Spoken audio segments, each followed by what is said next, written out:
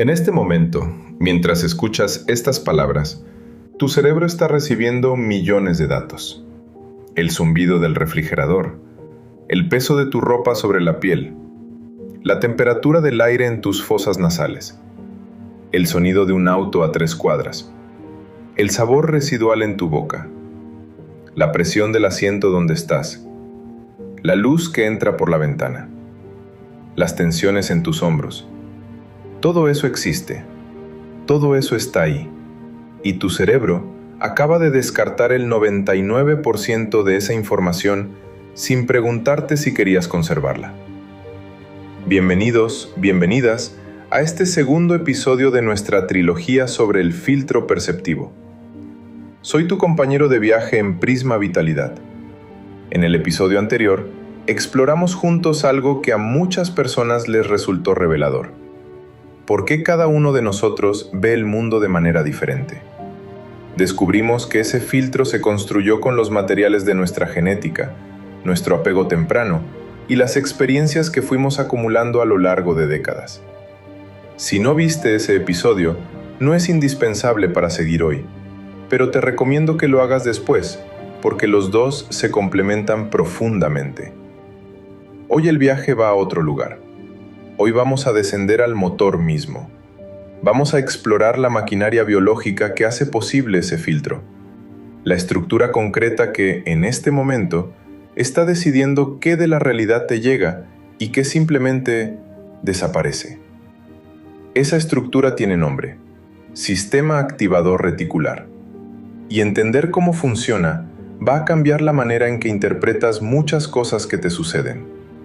Este episodio es para ti si alguna vez has sentido que llegas al final del día agotado sin saber bien por qué. Para ti si hay días en que tu mente parece un escáner que no para, buscando qué puede salir mal. Para ti si has escuchado hablar de la ley de atracción y algo dentro de ti sospechaba que la explicación era demasiado simple. Y también para ti si simplemente quieres entender, con rigor y sin promesas vacías, ¿qué está pasando realmente en tu cerebro cuando percibes el mundo? Vamos a explorar juntos. Y como siempre en este espacio, no hay respuestas fáciles ni milagros. Hay evidencia, hay mecanismos y hay caminos reales. Empecemos. Antes de hablar de la estructura, necesitamos establecer algo. El filtro no es metáfora. No es manera de hablar. Es un fenómeno biológico medible, documentado en laboratorio. Y la historia de cómo lo descubrimos comienza en una fiesta. El experimento de la fiesta.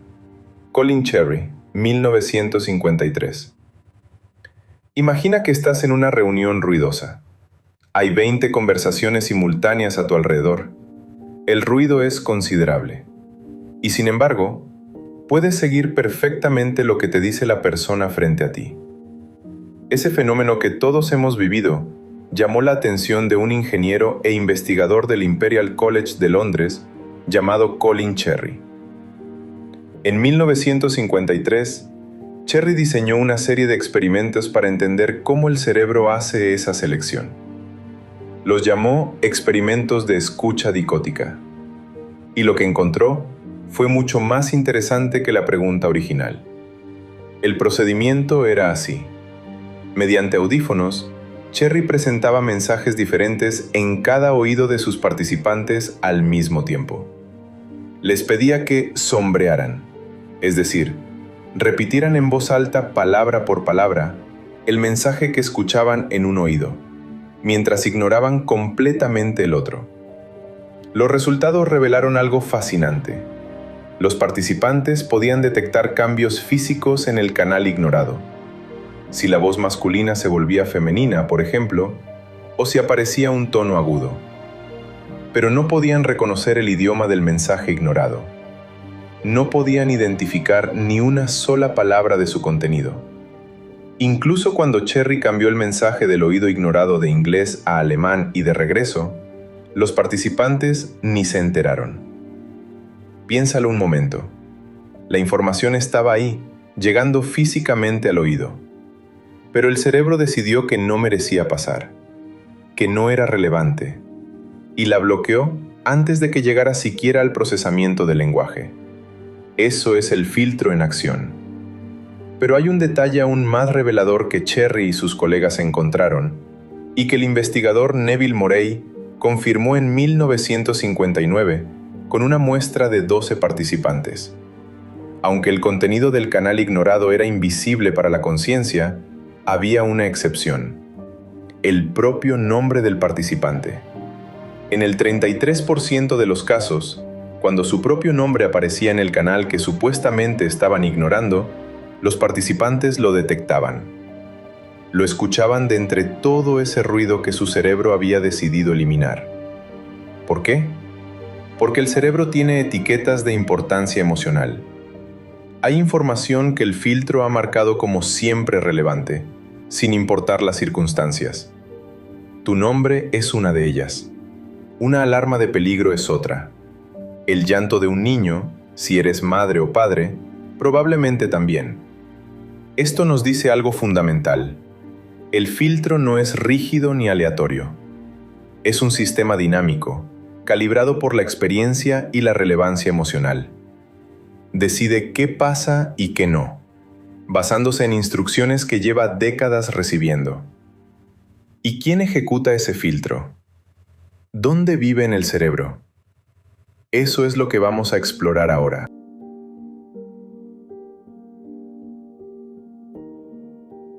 El sistema activador reticular, SAR a partir de ahora, es una red de núcleos neuronales ubicada en el tronco encefálico, esa estructura más antigua de nuestro cerebro que conecta con la médula espinal.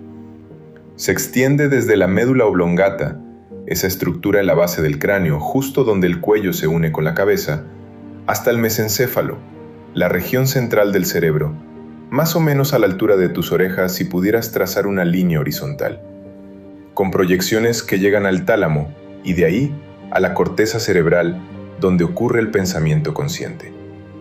Una metáfora que puede ayudar. Imagina que tu cerebro consciente es el despacho de un director ejecutivo muy ocupado. No puede atender a todos los que llegan al edificio. Necesita un portero en la entrada que decida quién sube y quién espera. El SAR es ese portero. Solo que en lugar de personas, filtra millones de señales sensoriales por segundo. La ciencia estima que nuestros sentidos reciben aproximadamente 11 millones de bits de información por segundo. De esos 11 millones, nuestra conciencia procesa conscientemente alrededor de 40. Escuchaste bien, 40. No 4000, no 400. 40 bits de 11 millones. El SAR elimina el 99,9996% de la realidad que te rodea. Y esto no es un defecto, es una solución brillante de la evolución. Si tu conciencia tuviera que procesar cada señal, cada susurro de viento, cada variación de luz, cada tensión muscular microscópica, tu sistema nervioso colapsaría en segundos. La eliminación masiva de información no es una limitación, es lo que hace posible que funciones. Pero, ¿cómo decide el SAR qué eliminar y qué dejar pasar? Para eso utiliza 4 estructuras principales. Los núcleos del RAFE, que regulan el estado de ánimo y el reloj biológico interno a través de la serotonina. El núcleo tubero-mamilar, que es básicamente el interruptor de la conciencia. Cuando se apaga, te quedas dormido. Y el tegumento pedunculopontino, que hace posible que estés no solo despierto, sino pensando y procesando activamente. Pero el núcleo que más nos va a importar hoy es el locus coeruleus, del latín lugar azul, por su pigmentación particular. Está ubicado en la base del cráneo y libera norepinefrina. Su función: decidir cuándo el cerebro debe ponerse en alerta máxima ante algo novedoso o potencialmente amenazante. Cuando se activa, le dice al resto del cerebro: pon atención, esto podría importar. Es el sistema de alarma inteligente del filtro, y vamos a volver a él varias veces a lo largo de este episodio. Estos 4 núcleos no trabajan de manera aislada. Forman un sistema integrado que recibe información de la médula espinal, los sistemas sensoriales, el cerebelo y la propia corteza. Es un sistema de doble vía. La corteza le dice al zar qué buscar y el zar le presenta a la corteza lo que encontró. Y aquí está el punto que cambia todo. Lo que la corteza le dice al zar que busque depende de décadas de aprendizaje. ¿Qué información le ha dado el zar para programarse? ¿Quién le enseñó sus instrucciones actuales? Eso es lo que vamos a ver ahora.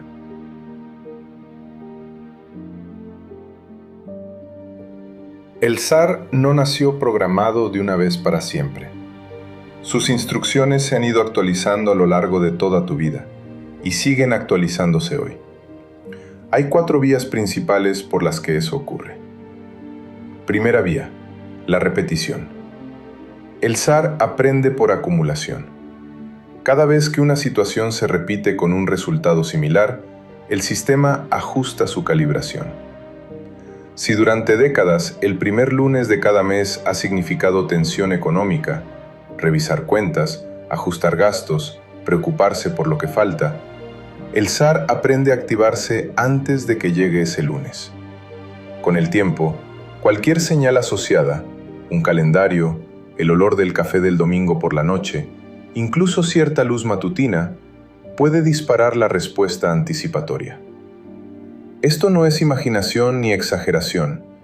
Es el mecanismo del locus coeruleus aprendiendo patrones y sensibilizando la corteza para reaccionar antes de que el estímulo completo aparezca. La repetición no necesita ser consciente para programar. La mayoría del tiempo no lo es. Segunda vía, la emoción intensa. El zar no trata toda la información de la misma manera. Los eventos cargados emocionalmente, ya sea de terror, de alegría profunda, de vergüenza intensa, de amor arrollador, se marcan con una prioridad especial. El sistema límbico, particularmente la amígdala, actúa como un etiquetador emocional. Le dice al sistema de filtrado, esto importa mucho, guárdalo y búscalo de nuevo.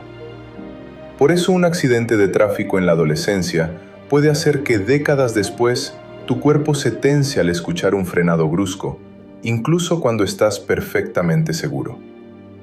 Por eso una humillación pública de hace 20 años puede reactivarse con una mirada de un extraño. La emoción intensa no solo graba el recuerdo, graba las instrucciones de búsqueda. Y aquí importa señalar algo. Esto no requiere un trauma mayor. El estrés sostenido y moderado, ese que muchos vivimos décadas enteras como normal, también activa esta vía, aunque con menor intensidad por evento. No necesita ser un golpe grande. Basta con que sea un goteo constante durante años. Tercera vía, la cultura. Los mensajes que absorbemos del entorno familiar y social se vuelven, literalmente, instrucciones para el filtro. Cuando una familia comunica, no siempre con palabras, que el mundo es un lugar peligroso donde hay que estar alerta, el zar toma nota. Cuando el entorno enseña que expresar necesidad es debilidad, el filtro aprende a descartar sus propias señales internas de agotamiento. Cuando el contexto social repetidamente asocia incertidumbre con amenaza, el zar calibra su umbral de alarma hacia lo más sensible. La investigación con grupos de personas en Costa Rica, Chile y México, el consorcio RedLat en 2025, ha documentado cómo el crecimiento en entornos de alta volatilidad socioeconómica no es solo una experiencia psicológica. Es un evento biológico que reconfigura el filtro hacia la hipervigilancia. El estrés crónico ambiental se convierte en arquitectura neural. Esto no es crítica, es biología respondiendo exactamente como debe. Pero sí explica por qué muchas personas de nuestra generación y contexto llevan el sensor de amenazas permanentemente encendido, incluso cuando están, objetivamente, en relativa calma. Cuarta vía, las expectativas. Lo que anticipas, el zar lo busca. Y esto va en ambas direcciones. Si te despiertas convencido de que el día será una serie de obstáculos, el zar ajusta su sensibilidad para detectar obstáculos. Los encontrará. No porque los invente, sino porque hay obstáculos reales en cualquier día que previamente habría ignorado, y hoy los clasifica como relevantes.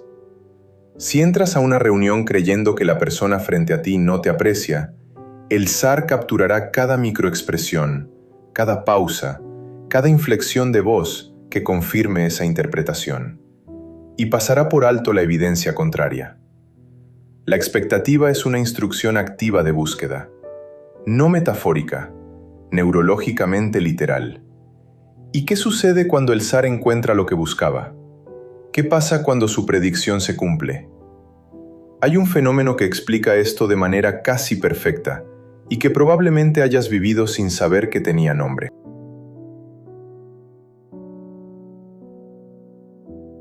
Permíteme preguntarte algo. ¿Alguna vez aprendiste una palabra nueva y de repente empezaste a escucharla en todas partes? ¿O decidiste comprar un coche de un modelo específico y de pronto ese modelo aparecía en cada calle? ¿O te dijeron que una amiga estaba embarazada y de la noche a la mañana el mundo parecía lleno de embarazadas? Si eso te ha pasado, has experimentado de primera mano uno de los efectos más reveladores del zar en acción. Se llama ilusión de frecuencia o fenómeno Baader-Meinhof, nombre acuñado por Arnold Zwicky en 2005. Y lo que ocurre en él desmonta con elegancia muchas ideas populares sobre cómo funciona la realidad. El mecanismo es el siguiente. Primero, algo nuevo recibe una etiqueta de relevancia. Aprendes que el Ford Escape rojo es el coche que quieres. En ese momento, el zar actualiza sus instrucciones. Busca Ford Escape rojo. Es importante ahora mismo. El locus coeruleus aumenta su sensibilidad hacia ese patrón específico. Segundo, el zar comienza a dejar pasar lo que antes filtraba. Los Ford Escape rojos existían antes. Pasaban frente a ti. Tu cerebro los veía en el sentido físico. La información llegaba a la retina, viajaba por el nervio óptico. Pero el zar los clasificaba como irrelevantes y los eliminaba antes de que alcanzaran la conciencia. Ahora ya no los elimina, los deja pasar. Tercero, entra el sesgo de confirmación. Una vez que el zar deja pasar la primera coincidencia, el cerebro interpreta cada aparición subsiguiente como evidencia de que el fenómeno está aumentando en el mundo real. Hay más Ford Escape rojos que antes. No, siempre estuvieron. Solo que ahora tu filtro los clasifica como visibles. La ilusión no es de frecuencia del objeto, es de frecuencia de detección. Y esto aplica a todo. A las oportunidades laborales o de negocios que aparecen cuando cambias de mentalidad. A los problemas que se acumulan cuando estás en un mal momento. A la amabilidad humana que algunos perciben en todas partes, mientras otros encuentran indiferencia donde miran. Los objetos, situaciones y personas estaban ahí antes. El filtro decidió cuáles de ellos llegaban a tu conciencia. Y aquí está la implicación más importante. Si quieres cambiar lo que ves, necesitas cambiar las instrucciones del filtro. Pero, y esto es crucial, cambiar las instrucciones del filtro no es tan simple como decidirlo. Hay un mecanismo que lo complica considerablemente.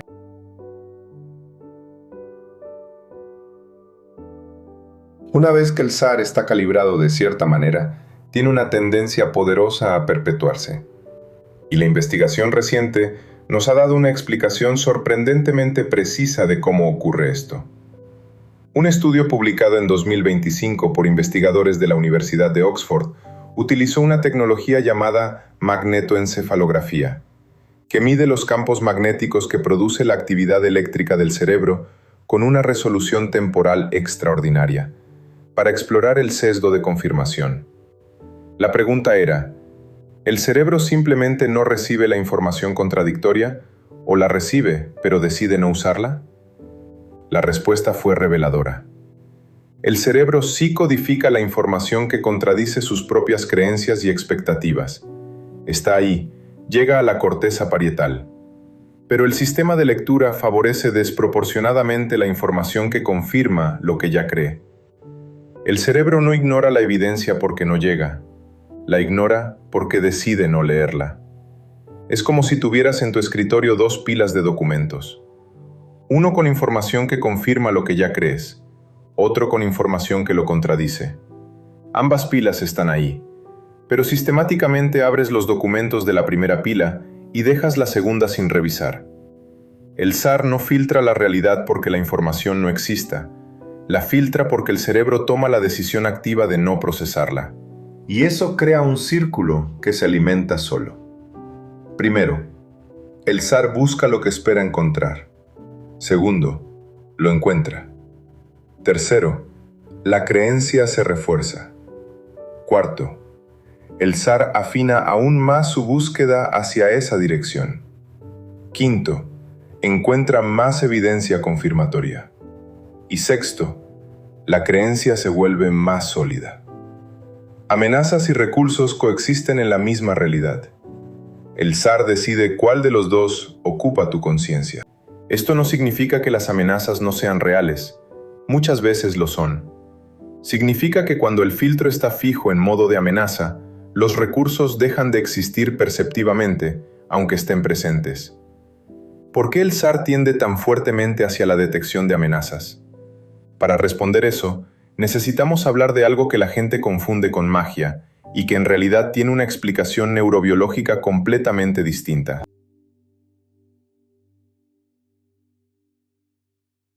Probablemente hayas escuchado algo así. Atrae lo que vibras. Si piensas positivo, cosas positivas llegarán a tu vida. El universo responde a tu energía. Esta idea, popularizada masivamente por libros y documentales como El Secreto, propone un mecanismo específico. Tus pensamientos y tu energía mental cambian literalmente la realidad externa. El universo responde a lo que vibras y trae hacia ti las circunstancias que le corresponden. Esa es la promesa central. Esta idea tiene una intuición correcta en su núcleo. Lo que enfocas mentalmente afecta lo que percibes y cómo actúas. En eso hay verdad. El problema está en ese mecanismo. Y el mecanismo importa porque de él depende qué puedes hacer realmente para cambiar tu situación. Exploremos las diferencias con precisión. La neurobiología del SAR dice algo completamente diferente. Tu estado mental cambia qué aspectos de una realidad ya existente llegan a tu conciencia. No estás atrayendo nada, estás recalibrando tu filtro de detección. Las diferencias son absolutas. La ley de atracción propone que cambias el mundo externo. La neurobiología muestra que cambias tu percepción del mundo existente. La ley de atracción dice que el universo responde a ti. La neurobiología dice que tu cerebro filtra selectivamente lo que ya está ahí. Volvamos al ejemplo del coche. Cuando decides que quieres un Ford Escape rojo y de repente aparecen por todas partes, no llegaron más Ford Escape rojos. La ciudad no respondió a tu deseo. Tu SAR actualizó sus instrucciones y dejó de filtrar algo que siempre estuvo presente. Ahora bien, ¿el cambio de percepción puede tener consecuencias reales? Absolutamente. Si tu filtro recalibra hacia oportunidades, es posible que notes una que genuinamente existe y que antes habrías ignorado. Si recalibra hacia conexión humana, podría responder a una señal de un colega que habría pasado desapercibida. En ese sentido, cambiar el filtro tiene consecuencias conductuales reales. Pero no porque hayas atraído nada, sino porque percibir algo diferente te permite actuar diferente ante una realidad que ya existía. Esta distinción importa, porque si el mecanismo está en tu cerebro, tienes acceso real a él. No dependes de si el universo responde o no, de si tu vibración es suficientemente alta o no. Y si has practicado la ley de atracción y has sentido que funcionó, es posible que sí hayas experimentado cambios reales. La neurobiología no niega esa experiencia. Lo que hace es explicarla de manera diferente. No atrajiste nada del universo, recalibraste tu filtro. Y eso es, si acaso, más poderoso. porque significa que el mecanismo está en ti, no en fuerzas externas que a veces responden y a veces no. La ciencia no viene a quitarte nada, viene a darte una explicación más precisa de algo que quizás ya intuías. Filtras la realidad, y ese filtro puede reentrenarse. Pero para hacerlo, primero necesitamos entender por qué está tan fuertemente inclinado hacia ciertas señales.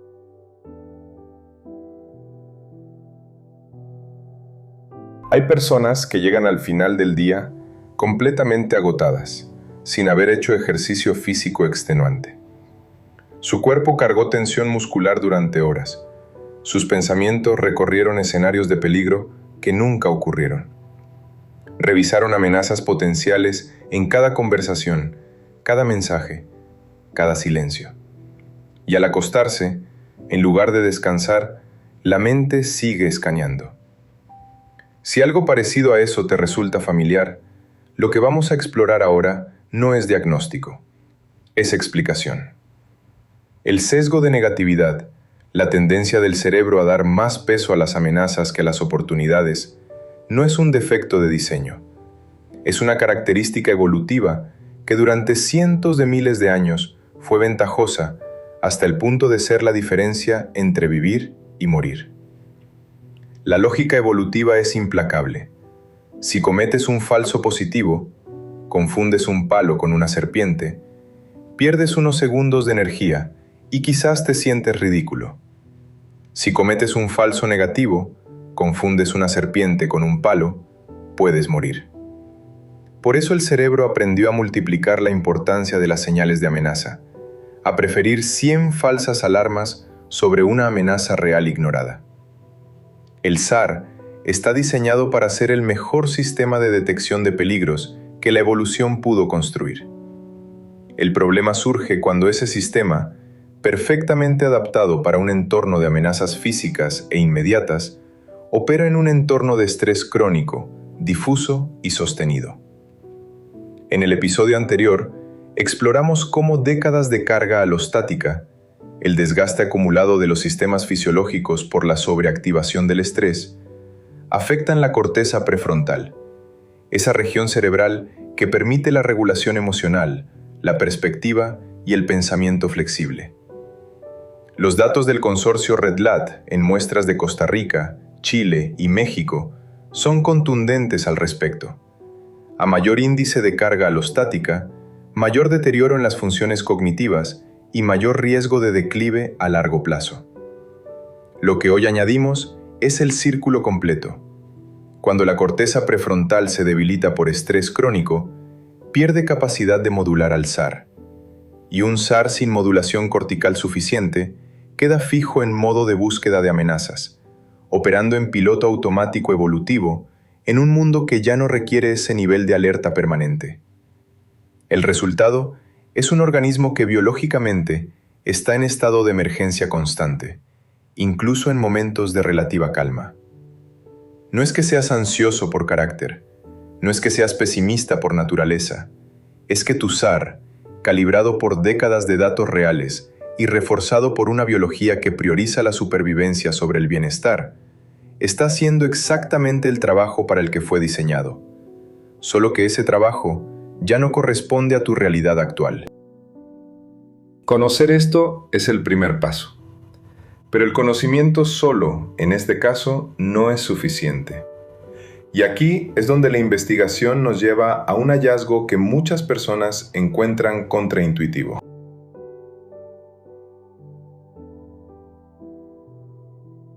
La respuesta intuitiva, cuando entendemos que el problema está en el filtro mental, sería: entonces lo resuelvo pensando diferente. Me convenzo de que el mundo no es tan peligroso. Me concentro en lo positivo. Es una respuesta lógica, y en muchas circunstancias funciona. Pero hay condiciones en las que no solo no funciona, sino que puede ser contraproducente. Y entender por qué requiere que comprendamos algo que el psiquiatra e investigador Bessel van der Kolk pasó décadas documentando. Van der Kolk, en su obra sobre trauma y sistema nervioso, demostró algo que cambió profundamente la práctica clínica. cuando el sistema nervioso está en un estado de alarma sostenida, lo que en términos cotidianos podemos llamar los nervios de punta crónicos, estar en guardia todo el tiempo, no poder bajar la tensión aunque quieras, ocurre algo específico en el cerebro. La corteza prefrontal, esa región que mencionamos antes, esencialmente se desconecta. Va fuera de línea, como dicen los investigadores. Al mismo tiempo, el área de Broca, responsable del lenguaje y la expresión verbal, muestra actividad disminuida. Y la amígdala, ese sistema de alarma límbico, toma el control y envía señales de emergencia al SAR. En ese estado, intentar resolver el problema con razonamiento lógico es como tratar de teclear en un computador que está en medio de un reinicio forzado. Los centros superiores no están disponibles para recibir la instrucción. No porque no quieras, sino porque la biología tiene una jerarquía. Primero, sobrevivir. Después, razonar. Y esto no aplica solo a quienes han vivido traumas mayores. Aplica a cualquier persona cuyo sistema nervioso lleva tiempo operando bajo estrés sostenido, que es, honestamente, la mayoría de nosotros a los 50 años en este continente. Van der Kolk propone una secuencia de intervención que respeta la arquitectura evolutiva del cerebro. Primero, estabilizar el sistema nervioso a través del cuerpo. Después, y solo después, puede la corteza prefrontal volver a conectarse para integrar la experiencia y actualizar las creencias. Cuerpo primero, mente después. La herramienta para la primera fase llega a través de un nervio que probablemente hayas escuchado mencionar cada vez más en los últimos años. Un nervio que conecta, literalmente, tus vísceras con tu cerebro. El nervio vago es el 10º par craneal, y su nombre viene del latín para vagabundo, porque es literalmente eso. Un nervio que deambula por el cuerpo conectando el tronco encefálico con el corazón, los pulmones, el estómago, el intestino y una docena de órganos más. Lo que hace notable al nervio vago no es solo lo que conecta, sino en qué dirección viaja la información. El 80% de sus fibras son aferentes, es decir, llevan información desde los órganos hacia el cerebro, no al revés. Tu intestino, tu corazón, tus pulmones están constantemente mandando informes al SAR. El estado de tus vísceras literalmente programa tu estado de alerta. Si esos informes dicen, hay inflamación, hay malestar, hay tensión sostenida, el SAR se mantiene en hipervigilancia. Si dicen, hay calma, hay seguridad corporal, el SAR puede relajar su nivel de alerta. El investigador Stephen Porges desarrolló la teoría polivagal para explicar cómo funciona este sistema, y sus hallazgos cambiaron la comprensión de la respuesta al estrés. Porges describe 3 circuitos evolutivos en el sistema nervioso autónomo, organizados jerárquicamente. El más moderno y sofisticado, el complejo vagal ventral, es exclusivo de los mamíferos. Está compuesto por fibras mielinizadas, lo que permite respuestas rápidas, y está anatómicamente conectado con los nervios que controlan la musculatura facial y laríngea. Por eso, cuando este circuito está activo, podemos conectar con otros, hacer contacto visual, modular el tono de voz, escuchar de manera receptiva. Porges lo llama el sistema de compromiso social. Cuando el vago ventral está activo, el SAR recibe una señal inequívoca: estás seguro, y reduce su nivel de alarma. El segundo circuito es el sistema simpático, el conocido lucha o huida. Se activa cuando hay peligro y el cuerpo necesita movilizarse. El tercer circuito, el más antiguo evolutivamente, compartido con reptiles, es el complejo vagal dorsal. Sus fibras no están mielinizadas y operan más lentamente. Bajo amenaza extrema, cuando la lucha o la huida ya no son posibles, este circuito toma el control e induce lo que coloquialmente podríamos describir como apagarse. Inmovilización, disociación, sensación de entumecimiento. Es la respuesta de hacerse el muerto. Para la mayoría de nosotros, en la vida cotidiana, la pregunta relevante es cómo activar más frecuentemente el primer circuito, el vago ventral, el de la seguridad y la conexión. Y aquí, la ciencia tiene respuestas concretas. ¿Por qué la respiración es la herramienta más directa? La respiración es la única función autónoma del cuerpo que también podemos controlar voluntariamente. Y esa dualidad la convierte en la vía de acceso más directa al sistema nervioso autónomo. El mecanismo es específico. Durante la inhalación, el nervio vago se inhibe ligeramente, permitiendo que el corazón acelere un poco. Durante la exhalación, el nervio vago se activa poderosamente, liberando acetilcolina en el nodo sinoatrial del corazón y desacelerándolo. Esto produce lo que los investigadores llaman arritmia sinusal respiratoria, la variación natural del ritmo cardíaco con cada respiración. Cuando esta variación es amplia y regular, alta variabilidad de frecuencia cardíaca, o HRV por sus siglas en inglés, indica que el nervio vago tiene buen tono, que el sistema nervioso es flexible, adaptable, capaz de responder al estrés y recuperarse eficientemente. Los estudios muestran que una frecuencia de aproximadamente 6 respiraciones por minuto maximiza la coherencia cardíaca y la sensibilidad de los barroreceptores, los receptores de presión que retroalimentan al cerebro sobre el estado del sistema circulatorio. A 6 respiraciones por minuto, inhalación y exhalación se alinean con los ritmos naturales del sistema cardiovascular y crean una especie de resonancia que calma el SAR desde adentro. El protocolo de respiración de resonancia. Este protocolo es lo que los investigadores llaman la dosis mínima efectiva para estabilizar el SAR a través del nervio vago. No requiere equipo especial, no requiere un lugar particular, no requiere creer nada específico, solo requiere práctica consistente. La estructura es sencilla. Siéntate con la espalda relativamente recta, hombros relajados. Si quieres, coloca una mano en el pecho y otra en el abdomen, para verificar que la respiración sea diafragmática, que el abdomen se expanda, no el pecho. Inhala suavemente por la nariz durante 4 segundos, no forzado. El abdomen debe expandirse hacia afuera como si inflara suavemente una pelota. Exhala por la boca con los labios ligeramente fruncidos, como si soplaras a través de un popote, durante 6 segundos. La exhalación es más larga que la inhalación. Eso es lo esencial. Sentirás cómo el abdomen se contrae. Eso es todo. 4 segundos adentro, 6 segundos afuera. Aproximadamente 6 ciclos por minuto. La duración recomendada es de 5 a 10 minutos por sesión, idealmente 2 veces al día. Un obstáculo que muchas personas reportan: sensación de falta de aire, especialmente al inicio.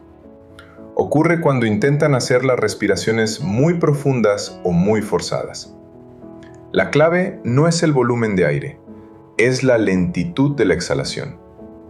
Respira normalmente en cuanto a volumen, pero muy lentamente en cuanto a ritmo. ¿Cuándo se notan los efectos? La ciencia es específica aquí. Mejoras en la HRV son detectables de manera inmediata durante la práctica. Cambios estructurales en la resiliencia al estrés. Cambios que persisten incluso cuando no estás haciendo la técnica, requieren práctica diaria durante 4 a 6 semanas. No te digo que en una semana estarás transformado. Eso sería optimismo tóxico. Lo que la investigación muestra es que el sistema nervioso responde a la práctica sostenida de manera mesurable. Es trabajo. pero es trabajo que funciona. Una herramienta adicional, el sonido VO. Esta técnica viene de la Somatic Experiencing, una modalidad desarrollada para trabajar con respuestas de inmovilización, esos momentos en que te congelas emocionalmente, te desconectas, sientes que no puedes reaccionar. La práctica es así.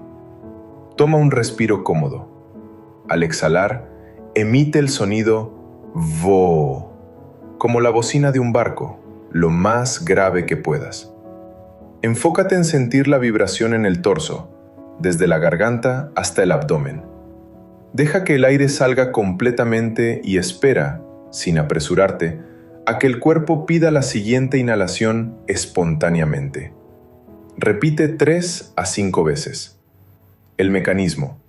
Las vibraciones del sonido grave estimulan mecánicamente el nervio vago a través de la laringe y la faringe. Es una estimulación directa, no solo a través del ritmo respiratorio. Especialmente útil cuando sientes esa sensación de bloqueo, de no poder pensar con claridad, de estar pegado emocionalmente. Una nota sobre opciones de apoyo adicional. Si notas que estas técnicas por sí solas no son suficientes, que el estado de alerta es tan persistente que interfiere significativamente con tu sueño, tu trabajo o tus relaciones, ese es un dato importante. La investigación es clara en que hay condiciones donde la autorregulación debe complementarse con acompañamiento profesional.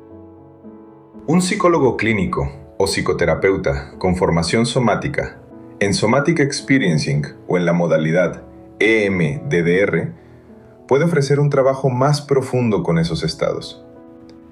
Si en este momento no tienes acceso a atención profesional, las técnicas que describimos son un punto de partida sólido y basado en evidencia.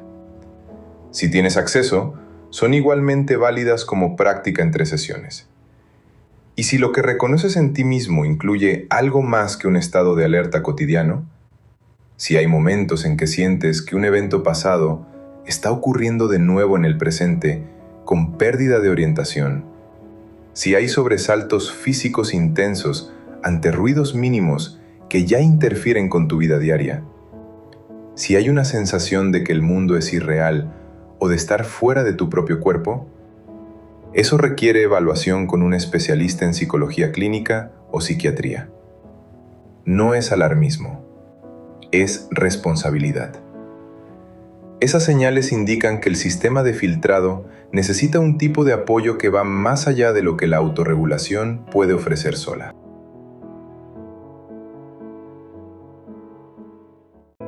Recuerda que en la apertura de este episodio te hablé de todos los datos que tu cerebro está recibiendo en este momento y descartando silenciosamente. El zumbido del refrigerador, la presión del asiento, los sonidos a 3 cuadras. Ahora ese proceso tiene nombre, estructura, mecanismo.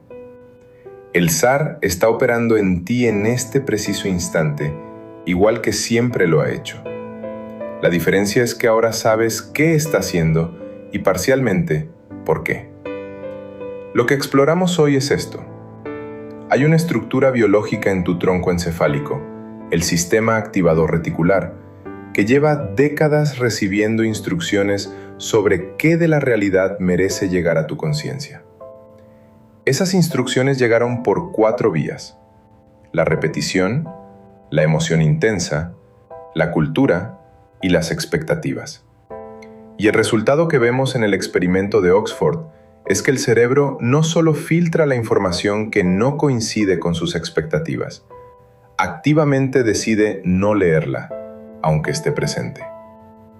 Descubrimos que el fenómeno Baader-Meinhof no es magia ni ley de atracción, es recalibración del filtro. Y que cambiar lo que percibes no requiere cambiar el universo, requiere actualizar las instrucciones del SAR. Descubrimos que cuando el sistema nervioso lleva tiempo en alerta sostenida, la vía cognitiva, intentar pensar diferente, encuentra una barrera biológica real. La corteza prefrontal debilitada no puede modular el SAR eficientemente.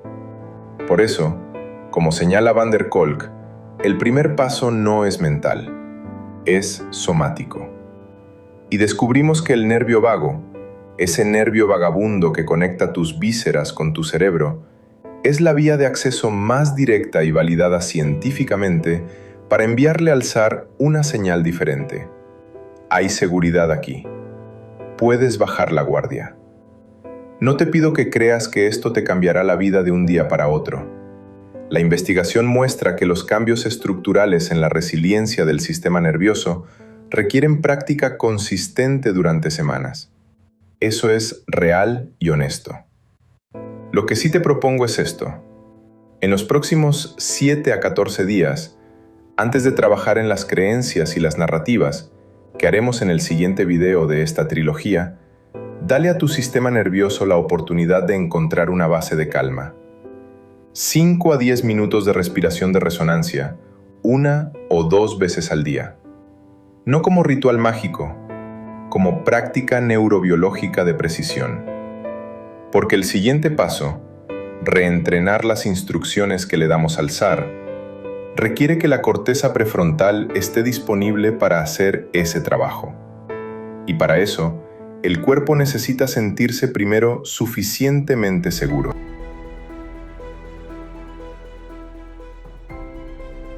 Volvamos a la pregunta con la que comenzamos este viaje. Tu cerebro elimina el 99% de la realidad. ¿Quién decide qué queda en ese 1%? Ahora la respuesta tiene más capas. No es solo lo que eliges ver. Es un sistema biológico complejo, calibrado por décadas de experiencia, que opera en gran medida fuera de tu conciencia, con una inclinación evolutiva hacia la amenaza y con una plasticidad real, pero que requiere trabajo deliberado y consistente para moverse. No es tu culpa cómo está calibrado. Tampoco es inmutable. La ciencia es clara en algo que quiero que llevaras contigo hoy. El SAR es plástico. Puede reentrenarse, incluso en la madurez, incluso después de décadas de un patrón determinado. No rápido, no fácil, pero sí posible y documentado. En el próximo episodio vamos a explorar las herramientas cognitivas específicas para ese reentrenamiento. 3 técnicas validadas científicamente, no inspiracionales, no de autoayuda de Instagram, que actúan directamente sobre las instrucciones que le damos al SAR. Técnicas que, basadas en los mecanismos que hoy descubrimos juntos, permiten actualizar qué busca el filtro y con ello, qué encuentras. Pero primero, trabaja con el cuerpo. El cerebro que puede reentrenarse necesita un sistema nervioso que pueda escuchar. Nos vemos en el siguiente episodio.